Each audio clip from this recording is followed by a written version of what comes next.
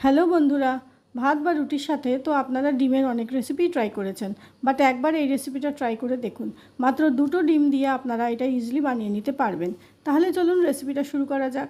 সবার প্রথমে আমি 2টো ডিম একটা পাত্রে নিয়ে নেব। এবার এর সঙ্গে মেশাবো কুচনো পেঁয়াজ, কাঁচা লঙ্কা, ধনেপাতা, স্বাদমতো নুন, অল্প হলুদ গুঁড়ো। এইবার সব একসঙ্গে ভালো করে মিশিয়ে নেব। এবার অল্প অল্প করে বেসন মিশিয়ে একটা ব্যাটার তৈরি করব।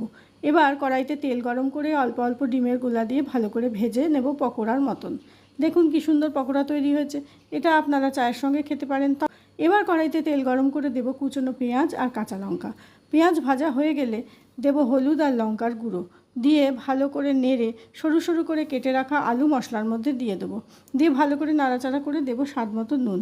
এরপর পরিমাণ মতো জল দিয়ে আলু সিদ্ধ হওয়ার জন্য ঢাকা দিয়ে দেবো। আর হ্যাঁ, ঢাকা দেওয়ার আগে সামান্য পরিমাণ নুন দেবো আর দেবো অল্প গরম মশলা।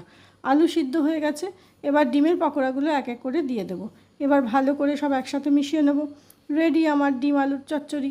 এটা রুটি বা ভাত দিয়ে খেতে খুবই ভালো লাগে। ভিডিওটা কেমন লাগলো অবশ্যই জানাবেন, লাইক শেয়ার কমেন্ট করবেন। আর সবাই ভালো থাকবেন, সুস্থ থাকবেন, সাবধানে থাকবেন।